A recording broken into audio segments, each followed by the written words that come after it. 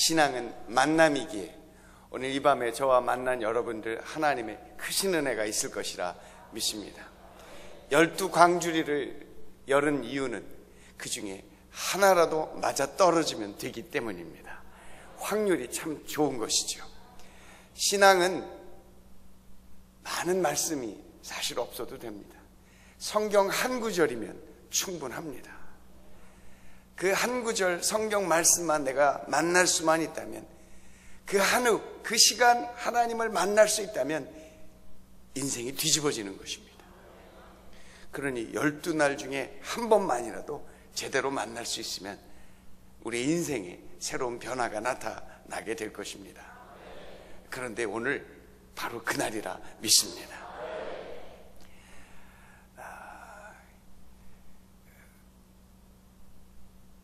저의 이력이 그냥 보내달라고 그래서 2주를 했는데 좀 더 쓸 걸 그랬습니다. 근데 사실 더 쓰려고 한만 고민을 해도 아프리카 선교 20년 하고 선교국에서 들어와서 사역한 거 말고는 뭐 내놓을 게 없습니다. 근데 또 말씀드린 것처럼 인생 오래 살았다고 해서 인생 잘 산 건 아닙니다. 다 그렇다고 볼 수는 없죠. 하루를 살더라도 잘 살았으면 그 하루 산 것이 인생에 오래 남기 때문입니다. 살면서 예수 잘 믿었다, 그거면 충분하지 않을까 싶습니다. 성경 한 구절이 인생을 바꾸게 되는 것입니다. 조용기 목사님도요, 많은 성경 구절 붙잡지 않으셨습니다. 성경 구절 한 구절 잡고 교회를 일구시고 한국과 세계를 뒤집어 놓으셨습니다. 영혼이 잘됨 같이 범사가 잘되고 강건하기를 원하노라. 야, 그거 한 구절 갖고 아직도 사역하고 계십니다. 어떻게 보면 뭐 이런 본전도 없죠. 성경 한 구절 갖고 사역을 오래 하실 뿐만 아니라 이 세계와 한국과 세계를 움직이고 있는 힘이 아직도 그 성경 말씀이 있으니 말이죠. 지금도 들어보면 다 그 말씀이 그 말씀이십니다. 근데 그 말씀을 듣는데 사실 은혜가 되니까 사람들이 계속 듣는 것 아니겠습니까? 중요한 것은 하나님 한 구절만이라도 붙잡을 수 있다면 하나님께서 우리의 삶을 놀랍게 변화시켜 주실 것이라 믿습니다. 네, 육교구가 자리를 잡도록 이렇게 얘기를 하다 보니까 서론이 길어졌습니다.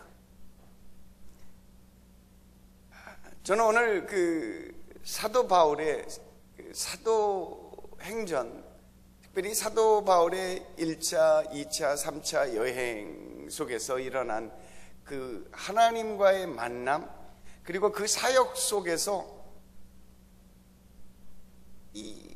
어떻게 하면 하나님의 뜻을 쫓아갈 것인가 순간순간 고민하고, 또 좋은 판단도 했지만 때로는 정확하지 못했던 판단, 성숙하지 못했던 판단도 분명히 있지 않았겠습니까? 그런 사도 바울의 그 순간순간 고민 속에서 그는 어떻게 성령의 인도하심을 받아 이렇게 오늘 사도행전이라는 놀라운 성경의 책이 기록되어질 정도로 놀랍고 또 탁월한 일을 행해냈을까라는 내용을 생각하면서 오늘 제목 성령의 매여로 잡아보았습니다. 우리 인생과 신앙이 성령에 매일 수만 있다면 복받은 삶이 되어질 것입니다. 성령께 매인다라는 사실을 다양하게 표현할 수 있겠지만 저는 한마디로 믿음으로 사는 것이다 라고 이야기하고 싶습니다. 사람들이 성령에 매이기를 싫어합니다. 자유하고 싶어서, 누가 나를 구속하는 거 싫어, 나 좀 냅둬 라고 하는데, 그래서 막 얽매이는 것을 싫어합니다. 사도 바울은 오히려 성령에 매인 것이 그의 인생에 참으로 잘 되었다, 성령에 매여 사는 것이 그의 신앙에 참으로 잘 되었다, 성령으로 매여, 성령에 매여 믿음으로 사는 것이 그의 신앙 인생에 정말 복받는 길이 되었다라고 고백하는 것이 오늘 사도 바울의 그 사도행전의 내용입니다. 오늘 저희 설교의 말씀도 그런 것이죠. 믿음으로 사는 것을 작정하기만 한다면 인생 잘 사는 것입니다. 인생은 참으로 불확실성이 많이 있습니다. 요즘 같으면 참 그 전환의 그 전환점이 상당히 빨리 오기 때문에 판단하기가 참으로 어렵습니다. 이전에는 산업사회가 한 번씩 바뀌려고 하면 뭐 길게는 100년도 걸리고 또 짧게는 한 20, 30년도 걸렸는데 요즘은 전화기 새롭게 나오서 바뀌가는데 6개월도 걸리지 않습니다. 이미 새로운 기술이 나왔다, 그 새로운 기술을 익숙하려고 하면 벌써 새로운 전환이 일어나고 있기 때문에 상당히 복잡합니다. 대통령 한 명만 바뀌어도 나라가 이렇게 정신이 없고 어디로 가야 될지, 이리 해야 될지 저리 해야 될지, 이쪽 사람 저쪽 사람 촛불이냐 태극기냐, 가정이 모이면요 촛불 얘기도 꺼내지 말고 태극기 얘기도 꺼내지 말아야 됩니다. 이미 뭐 그것은 많이 지나간 이야기이기도 합니다만 여전히 한국 사회 그리고 세계 사회는 전환점 가운데 있어서 무엇을 선택해야 될지, 어떠한 길을 자리매김을 해야 될지 참으로 어려운 것이 사실입니다. 불안감도 많이 있습니다. 한국 사회의 요즘 주된 화제 하나는 청년 실업의 문제입니다. 열심히 하려고는 하지만 일할 기회가 주어지지 않는 것이, 나름대로 어르신들이 좋은 제안도 하지만 입장과 상황이 다르기 때문에 잘 대화가 되어지지 않습니다. 그런저런 불안이 한국 사회에 계속 만연되어지다 보니 가족도 죽이고 자기의 사랑했던 연인도 죽이고 심지어는 자식도 죽이고 부모도 죽이는 천륜을 거스리는 일도 마다하지 않는 일들이 우리 가운데 많이 일어나고 있습니다. 사회적인 전환, 위기, 불안감, 무엇을 선택해야 잘 선택할 것인가 하는 것이 참으로 고민스러운 것입니다. 어디로 가야 바른 길을 가게 될 것인가? 무엇을 선택해야 내 인생에 후회가 없는 삶을 살 수 있을까? 저 옛날에 들었던 그 카피 광고가 있었습니다. 아주 유명했던 순간의 선택이 10년을 좌우합니다. 금성 텔레비전. 우리의 삶 속에서 그 순간의 선택이 인생을 좌우하는 경우가 많기 때문에 우리는 참으로 좋은 선택을 하고자, 최선의 선택을 하고자 애를 쓰는 것이 사실입니다. 그러나 최선의 선택을 선택한다라는 것이 참으로 쉽지 않습니다. 불안감도 많고 불안전하고 또 전환이 이제 어디서 어떠한 모습으로 변화되고 전환되어질지 모르기 때문에 특별히 열려지지 않은 미지의 세계를 개척해서 나갈 때 그 두려움은 말로 하기 어려운 것입니다. 케냐에서 사역을 하면서 제가 아프리카 케냐에서 한 20년을 있는데 가장 저의 사역이 지금 생각해 보면 가장 깊게 하나님을 만났던 때가 저의 인생, 저의 신앙 인생의 가장 깊은 골짜기에 있을 때가 아니었을까 하는 생각을 갖게 됩니다. 그러니 하나님의 은혜는 위기와 함께 가는 것이 아닌가 하는 생각도 갖게 되지요.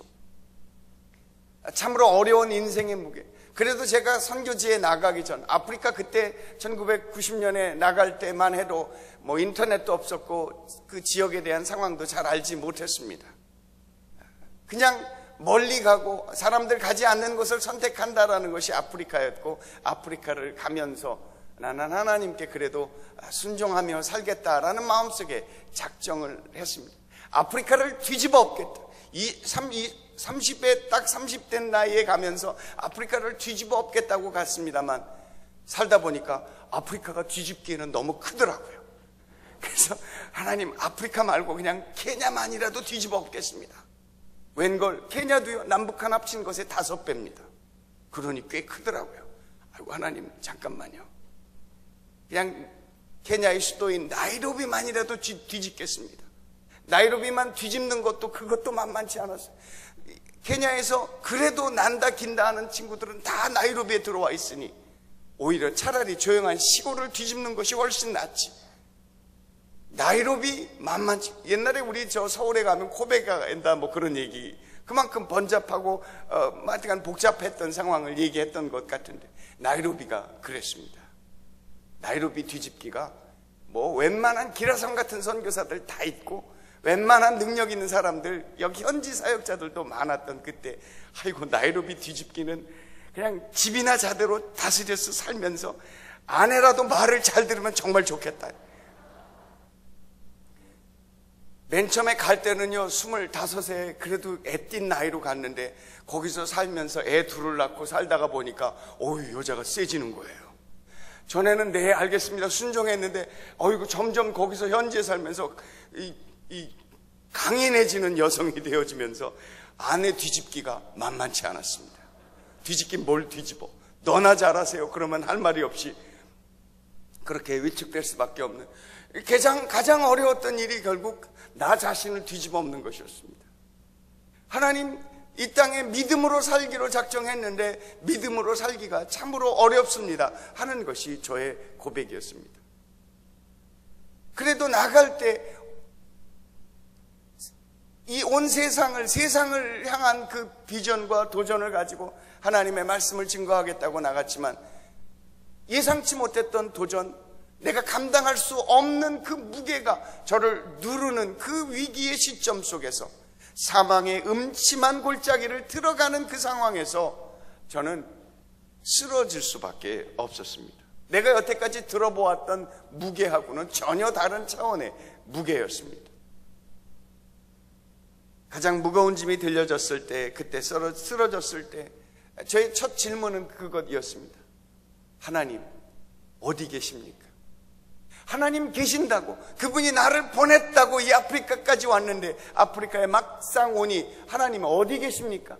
이 삶의 무게와 위기 앞에서 내가 어디로 가야 될지 한치 앞도 보이지 않은 이 절대 절망의 위기 속에서 하나님 난 어디로 가면 됩니까? 내일 무슨 일이 일어날지 내가 알지 못하는 상황 속에서 오늘 나는 무엇을 선택해야 될지 알지 못하는 위기 속에서 저는 그 창세기적인 질문을 했습니다. 대초에 하나님이 천지를 창조하시느니라. 그런데 창조된 천지는 있는데 하나님은 어디가 계신지 보이지 않는 것이었습니다. 조영기 목사님의 하나님을 알겠고 이영훈 목사님의 하나님을 알겠고, 그렇지만 나 이 안태경의 하나님은 어디 있느냐라는 것이 그 위기 앞에선 저의 질문이었습니다. 그때 시간이 지나니까 짧게 얘기할 수 있게 됐습니다. 시간이 지나니 그때 저의 마지막 가졌던 그 고백이 바로 그것이었습니다. 하나님, 내가 믿기로 작정합니다. 그날 새벽에 아내에게, 정말 인생에 가장 어렵고 힘들었던 그 시기에 아내에게 질문했습니다. 여보, 하나님이 살아계실까? 그러면 좀 괜찮은 사모 같았으면 뭐라고 대답해야 합니까? 여보, 하나님 살아계셔, 이래야 되지 않습니까? 제가 마틴 루터가 될 수 없는 분명한 한 가지 이유는 그날 아내가 그렇게 대답하는 것이었습니다. 하나님, 여보, 하나님이 살아계실까? 그랬더니 아내가 대답하기를, 나도 잘 모르겠어. 그러는 거예요. 그날 밤에 하나님이 계신가 안 계신가, 하나님이 살아계시다면 어찌하여 이 상황 속에서 한마디 말씀도 하지 아니하십니까? 그날 새벽에 어떤 선택을 해야 될지 알지 못한 그때에 저희는 그 새벽에 해가 뜨기 전에 이렇게 결정했습니다. 잘 모르지만 그냥 계시다고 믿자. 그날 그 새벽에 그냥 믿기로 작정했던 것이 저희 인생에 지금 돌아보면 그때 그 믿기로 작정했던 것이 저희 인생의 최고의 결단이었던 것을 생각하게 됩니다. 정말 잘했던 것 같습니다. 여러분, 어려우실 때 모르겠다, 믿기로 작정하자. 그러면 하나님께서 길을 열어 주실 것이라 믿습니다. 가는 방향이 여기가 맞는지 저기가 맞는지 알지 못할 때가 많이 있습니다. 그것이 이 시대를 살아가는 이 2018년도를 맞아가는 우리들의 고민이기도 할 것입니다. 그렇다면 이 불확실성 속에서 이 불안전함 속에서 우리가 어떻게 선택해야 할 것인가, 이 불확실함 속에 있을 때 우리는 어떻게 해야 하는가, 오늘 사도행전에서 경험하고 있는 사도 바울의 그의 선택을 보며 함께 은혜를 몇 가지로 나누고자 합니다. 불확실성에 있을 때, 불확실함 속에 있을 때, 첫째는 믿음의 선택을 했던 것을 보게 됩니다. 어떤 선택을 했다고요? 믿음의 선택을 하게 되었습니다. 우리는 늘 최선의 선택을 하고자 합니다.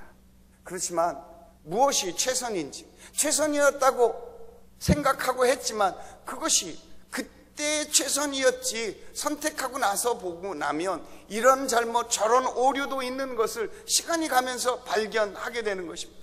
이거를 미리 알았으면 이거를 선택 안 했을 텐데 하는 아쉬움에 땅을 치지만 그때는 이미 때가 늦었을 수도 있는 것입니다.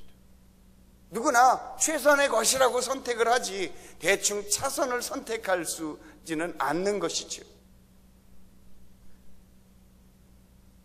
사도 바울이 2차 선교 여행에서 그가 아시아에서 복음을 전하고 있었습니다. 아시아에서 복음을 전할, 특별히 그 1차 선교 여행 때 루스드라라는 곳에서 안진뱅이도 일어나고 하나님의 놀라운 성령의 역사가 나타났던 것을 경험하면 사도 바울이 해야 될 일이 참으로 많이 있었던 것입니다. 비시디아 안디옥에서도 모든 사람들이 다 나와서, 온 마을이 다 와서 하나님의 말씀을 들었다고 하니 루스드라에서는 기적이 일어나고, 비록 그곳에서 어려움도 경험을 했지만 그래도 어려움을 경험했던 것이 그의 인생의 가장 좋은 충격이었는지 그는 2차 선교 여행을 그렇게 아시아에서 꾸준히 복음을 전하고 있었다고 합니다. 그런데 하나님의 복음을 전하는데 거기 아시아에서 길이 열려지지 않는 것입니다. 계속 막히는 것입니다.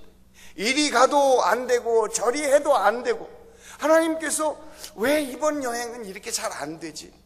지난번에 하나님께서 비록 어려움이 있었지만 하나님께서 길을 열어주시고 비시디아 안디옥에서도 사람도 몰려오고 또 이고니온에서도 그렇게, 루스드라에서도 그렇게 하나님의 능력이 나타나고 더베까지 나가는 그런 은혜가 있어서 여기 다시 왔는데 길이 열려지지 않는 것이었습니다. 성경은 이야기하기를 성령이 막으시고 예수의 영이 막으셨다라고 이야기를 하고 있습니다. 생각해 보십시오. 그것을 오늘 성경을 읽는 우리는 분명히 깨달을 수 있습니다. 시간이 지나 보면 우리 선택을 재고하고 다시 이렇게 돌아보기에 어렵지 않습니다. 그렇지만 처음 미지의 세계를 열어가는 그때 선택은 참으로 어려운 것입니다. 이게 도대체 왜 이런 일이 생겨나는지를 알지 못하기 때문이죠. 나중에 사도 바울이 고백하기를 예수의 영이 막으시고 성령이 막으셨다고 하니 그 막힘이, 그 답답함이, 그 갇혀있음이, 그 묶여있음이 얼마나 힘들었겠습니까? 하나님, 여기서 어떻게 해야만 하겠습니까? 그렇게 막혀있었던 그때에 사도 바울이 저 드로아라고 하는 이 지금 터키의 동쪽과 서쪽 보스포러스 해협의 그쪽에 선착강에 있는데, 드로아라고 하는 지역에 저 백군들이 왔다 갔다 하는 것을 보면서 저쪽에 넘어가면 어떨까? 사실 그것이 유럽의 첫 성인 빌립보를 가게 되는, 네아폴리와 빌립보를 가게 되는 그의 사도행전의 새로운 전환이 일어나는 시점이었던 것이죠. 알고 보니 결국 주님께서는 성령의 역사를 통해서 바울이 이 아시아를 넘어 저 유럽으로 넘어가려고 하는 그런 그 하나님의 인도하셨음을 나중에 알게 될 터인데, 그때는 몰랐던 거죠. 이리 막히고 저리 막히고 답답하고 갑갑하여 그렇게 하나님 앞에 기도했던 그때에 주님께서 그에게 놀라운 일을 열어주시는 것이죠. 그리고 나선 유럽으로 넘어가게 되었습니다. 유명한 역사학자인 토인비가 그 마게도니아로 넘어가는 그 발걸음을 유럽의 역사를 바꿔놓는 첫 발걸음이었다라고 이야기를 하고 있으니, 바울이 그 유럽에 발을 디딘 250년 후에 로마가 국교화가 되고 예수 그리스도를 그 땅 가운데 증거하는 놀라운 역사가 나타나게 되었으니, 사도 바울의 그 알 수 없는 그 갑갑함은 오히려 하나님이 사용하시는 놀라운 전환점이 되게 되었던 것이지요. 그는 성령께 맡겼습니다. 어느 날 아침 일찍 일어났더니 그가 집착하고 애착했던 이 아시아 선교회 더 이상 그에 집착을 하지 않고 두렵고 또 새로운 것이지만 새로운 세계를 향하여 그의 믿음의 문을 열게 되었던 것이지요. 사랑하는 여러분, 우리의 삶 속에서 무엇을 선택해야 될지 알지 못할 때, 하려고 해도 안 되고 일이 해도 안 되고 엎어쳐도 둘러쳐도 안 되는 그때에 주님께서 우리에게 말씀하시는 그 믿음의 선택을 해야 하는 그때라고 믿습니다. 오히려 내 힘으로 능으로 되지 아니하니 야훼 하나님의 성령으로 되어지니라 말씀하신 것처럼, 내 인간의 길이 막힐 때, 내 인간의 한계가 봉착할 때, 더 이상 여기에는 길이 없다고 생각할 때, 그때 오히려 하나님의 길이 열려지는 그때임을 믿습니다. 3차 여행을 마치면서 사도 바울이 그의 마음속에 그런 고민을 했던 것이죠. 자기 마음속에서는 오늘 읽은 본문처럼 내가 성령에 매여 예루살렘으로 가고자 한다. 그렇지만 그 마음의 소망은 사실 로마로 가는 것이 그의 마음의 소망이었습니다. 그렇지만 길이 열려지지 않았던 것 같습니다. 3차 여행을 마치면서 사도 바울은 예루살렘을 향해서 가게 됩니다. 로마는 서쪽 끝에 있고 예루살렘은 동쪽으로 가야만 합니다. 자기가 원하는 방향은 동쪽 방향인데, 내가 로마를 가요, 로마를 통해서 서바나, 그 당시에 땅의 끝이라고 했던 스페인, 서바나, 이 스페인을 가야 땅끝까지 복음을 증거해야 예수님이 그제야 내가 오리라고 했으니, 사도 바울의 이 복음의 열정을 가졌던 이 사도 바울의 그 간절한 마음은 땅끝까지 복음을 증거하는 것이었습니다. 땅끝까지 복음을 증거하기 위해서는 로마로 가야만 했지요. 그렇지만 그가 이 에베소에서 그 고민을, 고린도에서 고민을 하는 것입니다. 여기서 서쪽으로 가면은 로마로 가서 복음을 증거할 수 있게 되는데, 자꾸만 길이 열려지는 것은 이 동쪽인 예루살렘으로 열려지게 되었던 것이었죠. 그가 고백하기를 그렇게 이야기합니다. 내가 성령에 매여 예루살렘으로 가는데 거기서 무슨 일을 당할는지 알지 못한다. 누가 오라고 했던 것도 아닌데 무엇인가 가야 된다라고 했던 그런 성령의 이끌림을 사도 바울이 느꼈던 거죠. 다행히 이 빌립보로 넘어가는 그 상황 속에서 사도 바울이 성령의 인도하심에 자신을 맡기면, 믿음으로 맡겨 하나님 앞에 드리면 하나님이 길을 열어주신다고 생각을 하게 했으니 이미 한번 경험을 한 터라 사도 바울은 예루살렘을 향해서 가게 되었던 것이었죠. 우리가 때로는 삶의 선택이 내가 원하고 내가 좋아하는 방향과는 전혀 다른 방향으로 갈 수도 있을 것입니다. 오늘 사도행전의 그 사도 바울의 이야기의 핵심은 바로 거기에 있습니다. 비록 내가 원하고 내가 생각했던 방향과는 전혀 다른 방향으로 가는 것 같다. 자기는 웨스트 바운드, 서쪽으로 가고 싶지만 그의 길이 열려지는 것은 이스트 바운드, 동쪽으로만 자꾸만 열려질 때, 이때 성령께 맡기는 그의 믿음의 선택이 있었던 것입니다. 주님, 나를 부르신 이도 주님이시오, 나를 사용하시는 이도 주님이시오, 주님 뜻대로 하시옵소서. 그래서 그는 성령의 인도하심을 믿고 하나님을 선택하기로 작정합니다. 우리 인생의 최선의 선택을 하면 정말 좋겠습니다만 최선의 선택을 늘 할 수만 없는 것이지요. 우리 인생의 성공은 나의 최선의 선택이 있는 것이 아니라 어떠한 선택이든지 그것을 합력하여 선을 이루시는 하나님께 있다고 믿어야 하는 것입니다.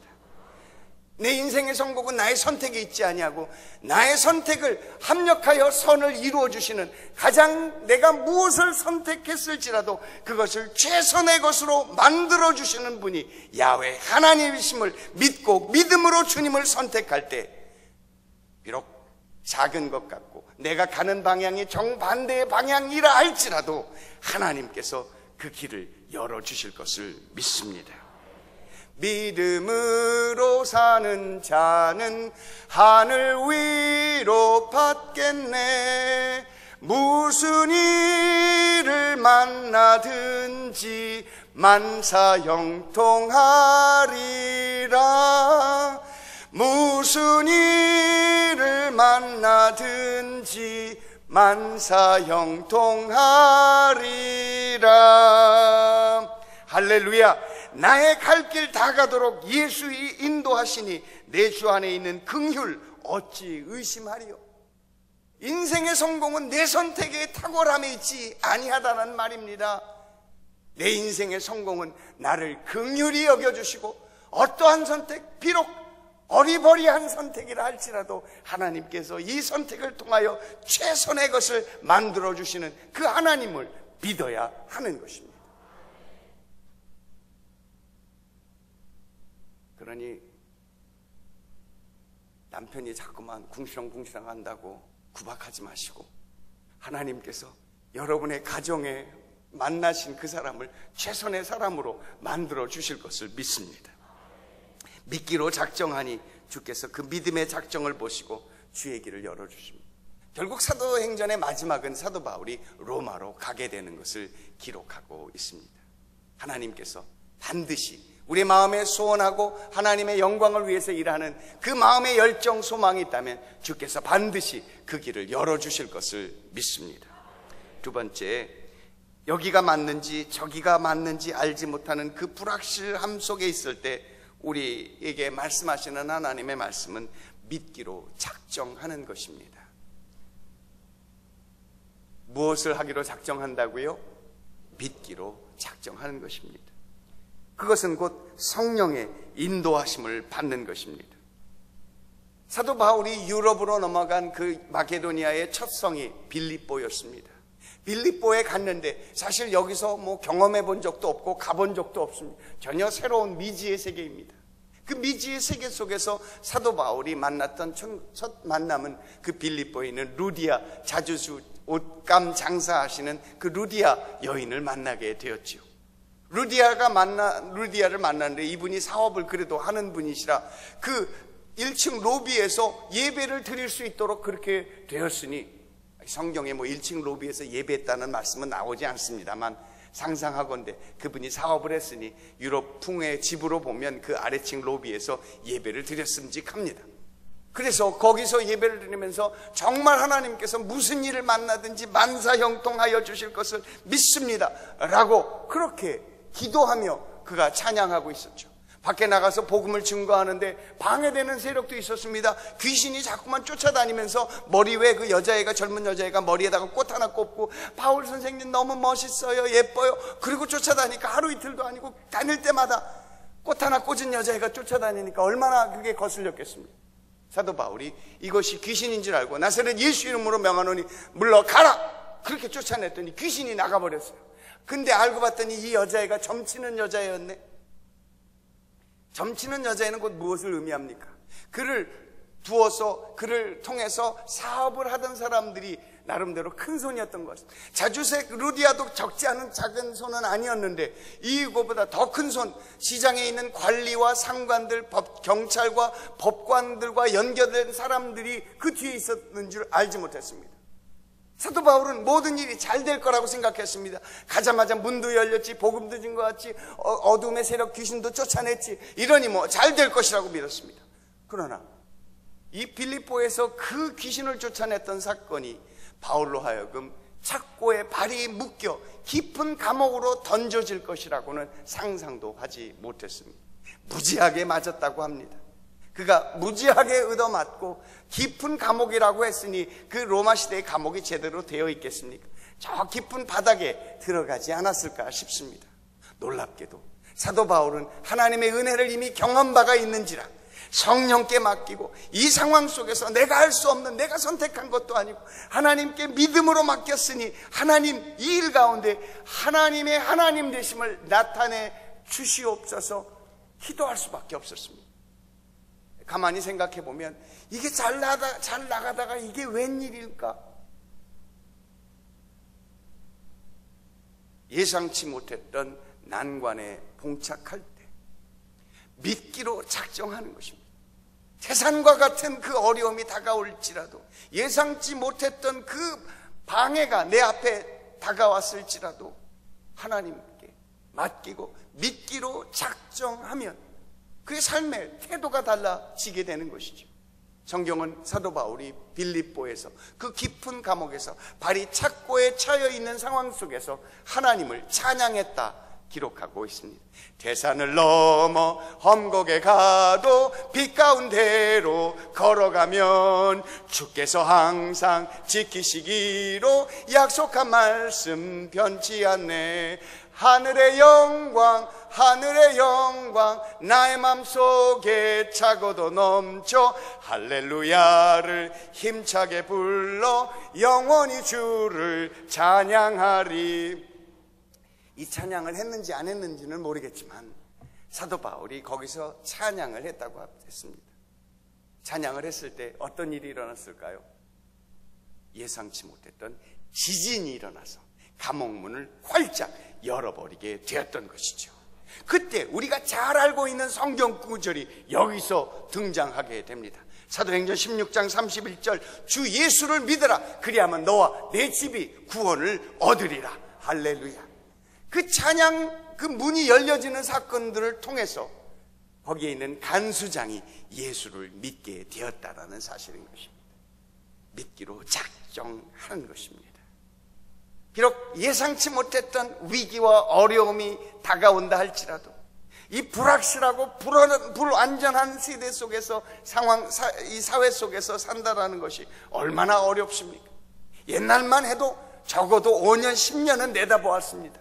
이제는 5년 10년이 뭐예요? 1년도 아닙니다. 6개월도 내다볼 수 없는 그 한 치 앞도 내다볼 수 없는 이 불안함과 위기 속에서 이 불확실함 속에서 살아가는 우리들이 붙잡아야 될 것은 그저 하나님 믿는 것밖에 없음을 고백합니다. 믿기로 작정합니다. 사도 바울이 그 마음속의 그 경험이 그에게 참으로 귀한 교훈이 됐던 것 같습니다. 사랑하는 여러분, 우리 신앙 속에서 많은 경험하지 않아도 될 것입니다. 그저 한 번의 경험이라도 하나님을 만나는 경험이 있다면 그것이 내 마음속에 폭죽과 같이 왜 무슨 행사 있으면 하늘에 폭죽을 터뜨리지 않습니까? 하나님을 만났던 경험, 나를 살려주셨던 하나님, 나를 건져주셨던 하나님, 비록 내가 기가 막힌 웅덩이와 수렁에 빠졌을지라도 내 손을 잡아 일으켜주셨던 그 하나님에 대한 그 분명한 기억만 가질 수 있다면 그것을 내 마음속에 간직할 수만 있다면 어떤 어려움이라도 견뎌낼 수 있는 것이지요. 어려움이 다가올 때 그 마음속에 갖고 있던 그 캡슐을, 폭죽을 하나씩 둘씩 던지는 것입니다. 어려움아 물러갈지어다. 하나님이 나를 이렇게 구원해 주셨고 하나님이 나를 살려주셨고 나에게 길을 열어주셨어. 나에게 공급해 주셨고 내가 이렇게 살고 있어. 그 마음속에 간직했던 하나님과의 만남을 기억하여 어려움이 다가올 때마다 그것을 이렇게 던지는 것입니다. 마귀야 물러가라. 귀신아 떠나가라. 모든 혼란과 방해의 그 모든 혼란케 하는 영들아 물러갈지어다. 그러니 한 번만이라도 하나님을 만나는 경험은 신앙인에게서는 정말로 중요한 사실이 아닐 수 없습니다. 사도 바울이 오늘 예루살렘을 향하여 가는 그의 고백 3차 여행을 마치면서 오늘 우리가 읽었던 본문 20장 22절에 그렇게 고백, 보라 이제 나는 성령에 매여 예루살렘으로 가는데 거기서 무슨 일을 만날지 알지 못하노라 고백하고 있습니다. 오히려 성령이 내게 각 성에서 증언하여 결박과 환란이 나를 기다리고 있다라고 이야기를 하고 있습니다. 아닌 게 아니라 그 예루살렘으로 가는 길에 여러 사람들이 선지자가 나타나서 가면 어렵습니다. 위험합니다. 지금은 들어갈 때가 아닙니다. 라고 제안했지만 사도 바울은 그의 삶의 안위를 쫓아 살지 아니하고 믿음을 선택했던 삶, 믿기로 작정했던 삶이었기에 사도 바울은 자신이 믿었던 하나님을 뒤돌릴 수 없었던 것이었지요. 믿기로 작정했습니다. 그것이 성령에 매이는 것이었습니다. 예루살렘에 도착하면 결박과 환란이 기다린다고 하고 무슨 일을 해야 될지 어떻게 해야 될지 알지 못하는 그 상황 속에서 사도 바울은 예루살렘 행을 선택하게 됩니다. 예루살렘으로 갔습니다. 아니나 다를까 예루살렘의 그 유대인의 명절 때에 아마 6월절이 아니었을까 싶습니다. 온 아시아에서 온 사람들이 다 몰려있는 그 예루살렘에 사도 바울이 들어가니 이것은 뭐 그냥 죽음의 그 사지를 향해서 들어가는 어리석은 선택이 아닐 수 없었던 것이지요. 그 예루살렘에서 결국 바울은 그 루스드라와 비시디아 안디옥에서 온 사람들이 사도 바울을 발견하게 됩니다. 저 사람 사도 바울 아니야? 그 소동 속에서 사도 바울이 잡히게 되죠. 거봐, 내가 가지 말라고 그랬잖아. 가지 말라니까 왜 가?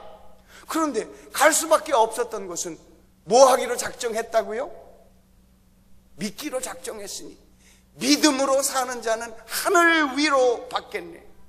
그 위기 속에서 사도 바울은 또다시 죽음의 위기를 경험하게 됩니다. 몰렸던 그 유대인들이 또 많은 사람들이 와서 사도 바울을 돌려치고 때리고 죽이려고 했던 그 찰나에 이야, 하나님 믿음으로 살기로 작정하는 사람들은 하늘 위로 받겠네. 그때 로마 천부장이 붉은 망토를 탁 휘날리면서 오게 될 줄 누가 알았습니까?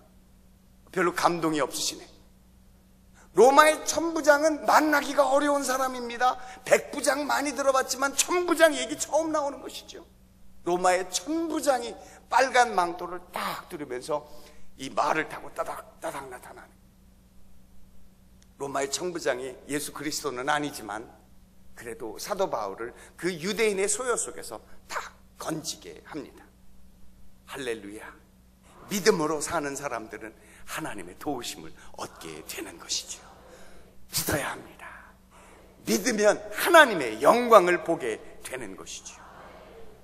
이 천부장이 그렇게 살려주고 천부장이 얘기를 들어봤더니 뭐 별거 아닌 거예요.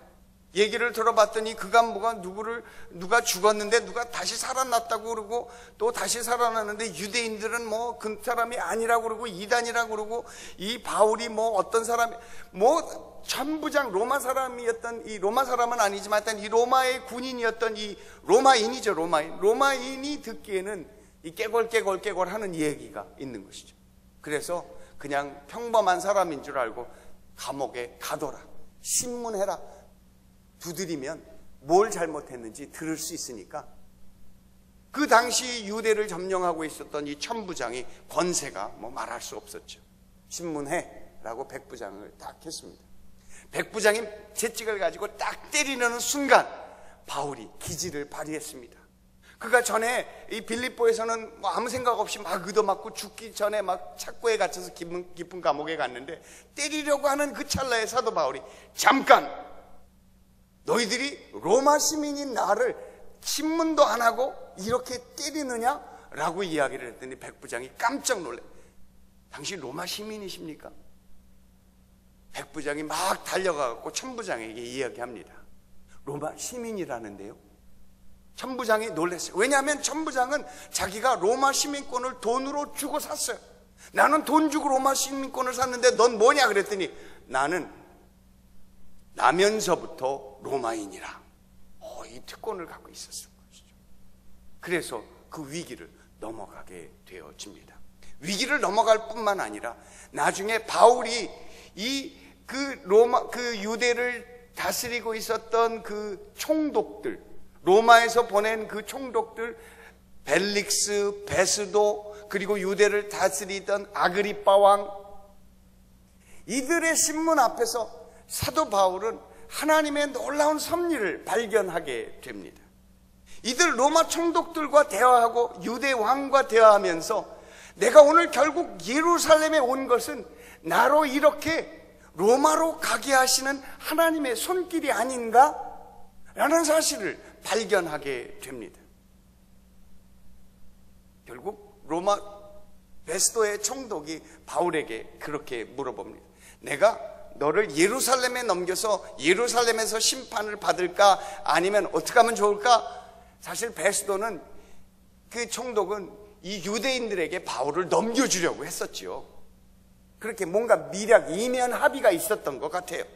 이 이면 합의를 통해서 넘겨주려고 했는데 사도 바울이 네가 예루살렘에서 신문 받을래? 어떻게 할래? 라는 그 상황 속에서 바울이 순간적으로 하나님의 성령의 지혜를 얻게 됩니다. 그래, 내가 로마 시민권으로 지금 이 총독 앞에 서 있다면 나의 이 케이스를 로마로 가져가리라. 그래서 사도 바울은 나는 이 케이스를, 이 법정 사건을 가이사 황제에게 호소하노라 선포해버립니다. 별로 감동이 없으시네. 사도 바울이 예루살렘에서 어떠한 일이 있을지 알지 못하고 왔는데 결국 사도 바울이 여기서 이리 휩쓸리고 저리 휩쓸리고 벨릭스를 만나고 베스도를 만나고 아그리빠 왕을 만나고, 이거 제가 외우려고 무지하게 애를 썼습니다. 이게 결코 쉽게 나오는 단어들이 아니거든요. 이 사람들을 만나면서, 그리고 그 법정의 신문 기간도 꽤 길어요. 벨릭스와 베스도 사이에는 2년 동안의 그 휴지기가 있었어요. 그 시간 동안에 사도 바울이 그 옥 속에서 하나님의 인도하심을 받았던 것이죠. 내가 무엇을 해야 될지를 생각하게 됐던 것이죠. 그래, 하나님이 나를 예루살렘에 보내신 것은 이렇게 로마의 황제 앞에 서는 것, 이 얼마나 좋은 찬스가 아니겠느냐, 이런 것이죠. 미국 시민권을 갖고 한국에서 법정에 가면은 갈 수가 없지 않습니까? 나 이 케이스를 가지고 나 트럼프 앞에 서겠어. 그 당시는 로마 황제하고 이렇게 만날 수 있는, 법정에서 만날 수 있는 케이스가 훨씬 좋았으니까 사도 바울이 하나님의 지혜를 얻게 되었던 것이지요.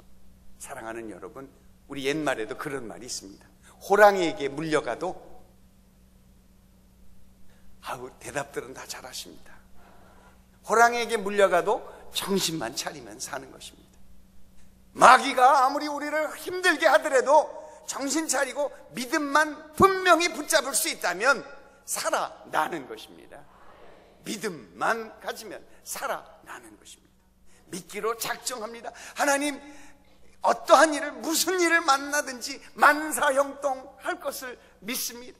무슨 일을 만나든지 만사형통하리라. 무슨 일을 만나든지 만사형통하리라. 우리의 가야 할 길이, 우리의 인생의 길이 아무리 불확실성이 많고 또 아무리 마귀가 우는 사자와 같이 두루돌며 나를 삼키려 하지만 믿음으로 결정하고 하나님이 나의 도우심이 되니 나를 건지시고 나를 살리시고 내게 길을 열어주실 것이라고 믿음으로 고백하면 길이 열려지는 것입니다. 생명의 길이 열려지는 것입니다. 은혜의 길이 열려지는 것입니다. 능력이, 그 길이 열려지는 것입니다. 결국 사도 바울을 아그리빠 왕은 최종적으로 베스도의 총독과 결정해서, 그가 뭐라고 얘기를 했으면 우리가 여기서 어떻게 무죄가 됐었을 터인데, 시저 가이사에게 호소하니 가이사에게로 보내자. 이 놀라운 사건, 여러분, 사도 바울이요, 이 로마로 가는 길이, 그가 사실 이 올해 천막, 이 텐트 메이킹, 천막 만드는 일도 했는데 그게 사실 재정이 필요하기도 했습니다. 그 당시에 뭐 교회가 제대로 있었어요? 선교회가 있었어요? 무슨 누가 무슨 후원 그룹이 제대로 있었어요? 아무것도 없었어요. 그가 벌어서 뱃삭하고 먹을 것 챙기고 움직이며 다녔습니다. 바울 험하게 살았어요. 바울이 그렇게 험하게 살면서 하나님의 그 부르심을 갖고 그가 버텼는데, 로마로 갈 비자가 그 노잣돈이 만만치 않았던 것이었죠. 근데요, 바울이 로마 죄수로 로마로 가게 되니 이건 투어 가이드가 필요 없는 거죠. 죄수를 가지면서 배싹 내라고 하는 사람 봤어요? 배 공짜. 죄수한테 먹을 것 돈 내라고 하는 거 봤어요? 먹을 것 공짜. 게다가 바울을 움직여 갈 때 이 천부장이 얼마나 잘 봤는지, 바울을 움직일 때요, 보병 200명, 기병 200명, 아니야, 기병은 70명, 그리고 창병, 창든 사람 200명. 이거 여러분 제가 시간 많이 들여서 외웠어요. 보병 200명, 기병 70명, 창병 200명. 23장에 그 사도행전에 나와요. 처음 들어보시는 것처럼 이렇게 저를 쳐다보십니까? 제가 한 얘기 다 사도행전에 나와 있는 것입니다. 사도 바울이 이 도합 470명의 보호를 받으면서 간다니까요. 이게 죄수가 할 일입니까? 하나님께서 하나님의 꿈과 사명을 가지고 있는 사람들을 존귀히 여겨주십니다. 믿음으로 사는 사람들을 존귀히 여겨주십니다. 우리가 잘나서가 아니라 믿음 때문에 존귀히 여겨주시는 것입니다. 주님의 사명을 이루기 위해서 로마까지 가서 거기서 서바나로 가려고 하는 사도 바울, 내 시대에 주님이 오시게 하자 이 바울의 복음 증거에 대한 열정을 주님께서 긍휼히 여겨주셔서 사도 바울을 존귀히 여겨주시죠. 로마로 가는 그 길이 결정되어짐에 백부장이 병력들과 함께 사도 바울과 함께 가게 되는 이 일들이 일어났으니, 사랑하는 여러분, 믿기로 작정하면 하나님께서 길을 열어주십니다. 믿음으로 사는 맛이 있어야 되는 것이죠. 신앙하는 매력이 있는 것입니다. 누군가에게 고백하고 증언할 수 있는 것이 우리 신앙의 힘 아니겠습니까? 하나님 살아계십니다. 하나님이 내 기도에 들어 응답해 주십니다. 하나님 나를 만나 주셨습니다. 이제로부터는 누구도 나를 괴롭게 하지 말라. 사랑하는 여러분, 신앙의 고백처럼 세상을 뒤집어 엎을 수 있는 강력한 힘이 없다라는 것을 아셔야만 합니다. 그때 하나님께서 놀라운 반전의 역사를 열어주시는 것이죠. 불확실성에서 살아가는 우리의 삶의 모습 속에서 해야 될 것은 믿음의 선택, 믿기로 작정하는 것. 그 믿음으로 사는 사람들이 알아야 할 세 번째 것은 믿음에는 반전이 있다라는 사실인 것입니다. 믿음에 뭐가 있다고요? 반전이 있는 것이죠. 신앙에 역전이 있고요, 인생에 역전이 있는 것입니다. 야구 9회 말 투아웃에 3대1로 지고 있을 때 1루 2루수가 나 있고 8번 타자가 나서서 땅 쳤는데, 글쎄 그게 어떻게 됐게요? 홈런이 된 거예요. 그게 뭐예요? 역전. 그 다음부터는 더 이상 볼 것도 없어요. 경기 끝. 그 끝내기 경기, 끝내기 안타로, 끝내기 홈런으로 하는 그 경기만큼 우리의 마음에 익사이팅한 게, 흥분되게 하는 것이 어디 있겠습니까? 지금도 기억하고 있는 2002년 월드컵 이탈리아의 경기, 1대0으로 지다고 있다가 안정환이 넣었나요? 설기현이 넣었죠. 맞아요. 이 두 번째 골을 안정환이 넣었잖아요. 그 첫 번째 골을 넣고 1대1이, 그것도 후반 다 끝나갈 무렵에 그때 2대1이 되었던 이 놀라운 역사, 후반 연장전에 들어갔고, 역시요, 인생의 반전은 끝날 때 돼야 이게 멋있는 것이죠. 여러분, 삶이 혹시 힘드십니까? 조금만 더 버티시면 되시겠습니다. 하나님께서 큰 선물, 내 인생에 잊혀지지 않는 그 한 사건을 만들기 위해서 지금 여러분 어려움을 겪고 계시는지도 모르겠습니다. 솔직한 얘기로 저와 여러분 사이의 얘기입니다만, 하나님이 그때는 좀 밉기도 합니다. 미워, 정말 미워. 이왕 응답 주실 거 진즉 붙어주시지, 애간장 다 녹이고 눈물 콧물 다 빼고 기도시킬 거 다 시키시고 막판에 그렇게 응답하시니 미울 만도 하지요. 사랑하는 여러분, 하나님께서 해질녘에 해가 지기 전에 반드시 우리에게 응답해 주시는 것입니다. 그 시간이 늦어지면 늦어질수록 내 삶 속에서 하나님께서 내 고백을 받고 싶어 하시는 부분이 분명히 더 있으시면 하나님이 끝까지 저렇게 마지막까지 연장하시는 것이니 빨리 잘못했다고 고백하시기 바랍니다. 하나님 잘못했습니다. 어차피 돌이키실 거 빨리 돌이키시기 바랍니다. 편하게 신앙생활 해야죠. 맨날 울고불고 하면 되겠어요? 잘못한 거 빨리 회개하시고 빨리 돌이키시면 나머지는 그야말로 만사형통하리. 만사형통 찬양도요, 만사형통하리라 라고 하는 거 하고요, 하나님의 은혜를 경험하고 만사형통하리라, 이게 차원이 다른 것입니다. 오늘 12강주리에 나온 여러분들은 하나님의 그 신앙의 반전을 경험하시기를 간절히 소망합니다. 인생도 그렇습니다. 신앙도 제대로 하면 하나님께서 비록 어려울지라도 생명의 길, 은혜의 길, 능력의 길을 열어주실 것이라 믿습니다. 신앙은 바로 그 반전의 매력이 있습니다. 예수 그리스도께서도 그렇게 십자가에 죽으셔서 이렇게 허무하게 가실 걸 누가 알았습니까? 허무하게 이렇게 가실 거라면 왜 오셨어?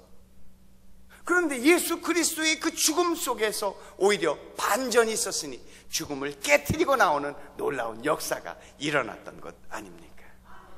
하나님의 역사는 모든 사람들, 있는 자를 부끄럽게 마시고 가진 자를 부끄럽게 만드시는 하나님의 반전의 역사가 있으니 비록 지금 어려울지라도 주님 믿고 나가면 하나님께서 더 놀랍고 아름다운 길을 열어주실 것입니다. 이 땅에서 고생하고 어렵고 힘들고 비록 견디고 버티는 어려움이 있지만 하나님을 잘 믿기로 작정하고 잘 믿음으로 선택하며 주님 앞에 나가는 자들은 하늘 날아갈 때 하늘에서 반갑게 맞아주실 것이라 믿습니다. 오늘 우리 성전에 들어오는데 여러 집사님들이 와서 인사해 주시고 박수 쳐 주시는데 얼마나 기분이 좋든지, 하늘나라에 더 많은 천군 천사가 여러분들 견디고 버티셔서 이기셔서 하늘 날아갈 때 하늘나라의 천사들이 더 큰 박수로 여러분들을 맞아주실 것을 믿습니다. 그러니 신앙의 반전, 그 인생의 역전을 믿으시고 오늘 비록 어려울지라도 믿음을 지키시는 여러분들 되시기를 바랍니다. 믿음은 지킬 필요가 있고 믿음은 지킬 가치가 있으니 영원한 생명이 거기 있는 것입니다. 우리의 찬양은 우리 대대로 우리가 참으로 즐겨하고 또 애절하게 부르는 찬양이 그 찬양이 있습니다. 내 주를 가까이 하게 함은 십자가 짐 같은 고생이나. 가사가 너무 정말 반전에 딱 맞는 가사입니다.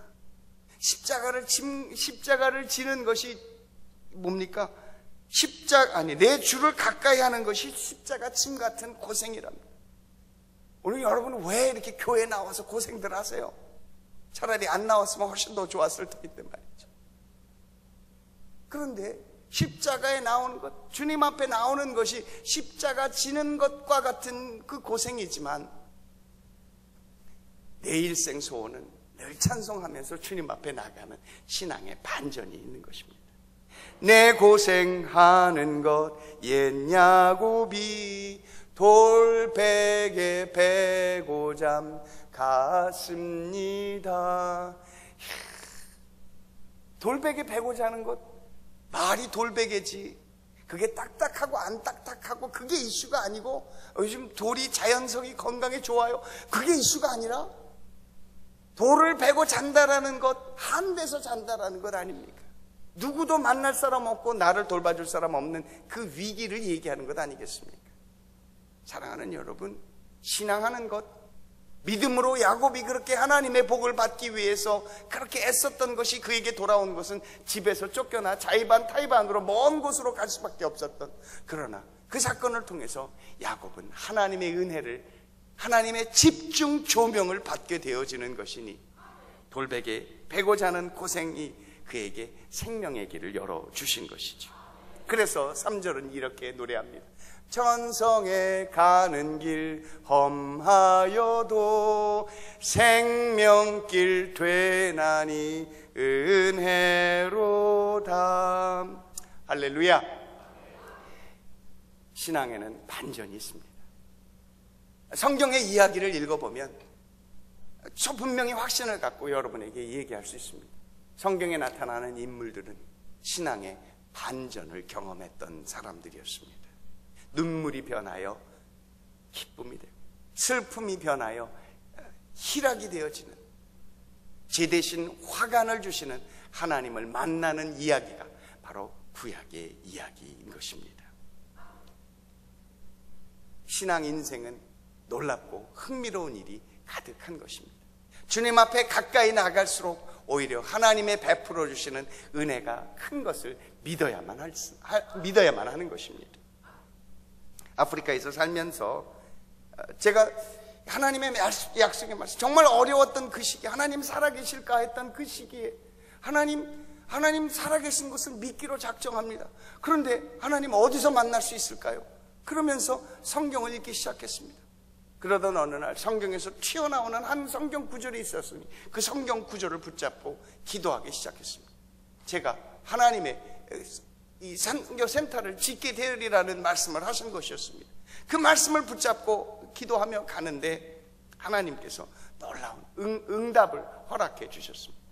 오히려 그 위기가 저로 하여금 하나님의 살아계심을 경험하는 은혜가 있었으니, 그 어려움이 저로 하여금 하나님의 말씀을 만나는 계기가 되었으니 신앙의 반전이었던 것, 그것을 고백할 수 있었습니다. 비록 아프리카에 살았지만 그래도 하나님의 은혜를 사모하는 그 식솔들이 우리가 다 모이면 거의 1000명까지 모였습니다. 1000명을 그래도 먹여 살리는 것. 비록 선교사 손에 그야말로 은과 금은 없었지만 나사렛 예수 이름으로 믿고 믿음으로 기도하며 아무것도 없었던 선교사였지만 1000명을 먹여 살렸던 거 기억하면 정말 감사하지 않을 수 없습니다. 여러분, 신앙하면 내가 천석군은 돼야죠. 내가 먹이고 살리는 사람, 나를 믿고 의지하는 사람 1000명을 천석군은 되어야 되지 않을까 싶은 생각을 갖게 됩니다. 사랑하는 여러분, 하나님의 은혜를 믿고 의지하고 나아가면 반드시 하나님께서 우리의 기도에 들어 응답하시는 하나님이심을 믿습니다. 히브리서 11장 6절은 이렇게 말씀하십니다. 하나님께 나아가는 자는 그가 계신 것과 그를 찾는 자에게 반드시 상 주시님을 믿어야 할지니라. 오늘 하나님 앞에 나온 여러분들, 하나님을 찾을 때 하나님께서 반드시 상을 주실 것이라고 믿습니다. 믿음에는 반전이 있습니다. 비록 지금 어려운 것 같지만, 비록 견디고 버티는 이 시기가 바닥에 있는 것과 같지만, 오히려 바닥에 있으면 치고 올라갈 수 있는 소망이 있으니 반드시 잘 될 것입니다. 반드시 형통하게 될 것입니다. 왜냐하면 내게 믿음을 선택했고 믿기로 작정했고 하나님 내 인생에 놀라운 반전, 역전이 일어날 것을 믿기 때문입니다. 사랑하는 여러분, 사도 바울은 그의 선교 여행을 통해서 결국 로마로 가게 되는 사도 바울의 모습, 사도행전 28장 마지막은 그가 로마에서 자기 셋집을 얻어서 살았다고 합니다. 생각해 보세요. 죄수가 로마에 가서 어떻게 자기 셋집을 얻고 2년 반이나 넘게 거기서 살았답니까? 하나님께서 그 마음에 하나님을 향한 소망, 하나님을 향한 열정, 주님을 향한 헌신을 갖고 있는 사람들을 결코 주님께서 허투루 여기시지 않는다라는 사실을 기억하게 됩니다. 사랑하는 여러분, 여러분의 헌신이 있으십니까? 하나님을 향한 믿음이 있으십니까? 주님께서 상 주시는 하나님의 놀라운 은혜가 여러분들 가운데 경험되어지시기를 축원합니다. 자신의 어떠한 상황 속에서도 자신의 입장과 안위에 몰입되지 않고 주님만을 바라보며 살았던 사도 바울, 그의 인생을 한마디로 이야기하자면 성령에 매여 살았던 사람이었습니다. 하나님의 하나님 되심을 증거자 하고자 했던, 어찌하든지 그가 주님이 다시 오시는데 기여하고자 했던 사도 바울의 열정과 헌신, 그의 인생을 통해서 하나님은 주의 복음이 아시아와 유럽에게 편만히 증거되어지는 놀라운 역사를 이루셨으니, 사랑하는 여러분, 우리에게 하나님의 생명의 길이 앞에 놓여 있습니다. 반드시 잘 될 것입니다. 반드시 형통할 것입니다. 반드시 이기게 될 것입니다. 반드시 살리고 일으키시는 하나님의 은혜와 능력을 경험하게 되실 것입니다. 믿음으로 사는 자는 하늘 위로 받겠네. 무슨 일을 만나든지 만사 형통하게 되어질 것을 믿습니다. 믿기로 작정하여 하나님의 영광을 얻는 저와 여러분들 되시기를 주의 이름으로 축원드립니다.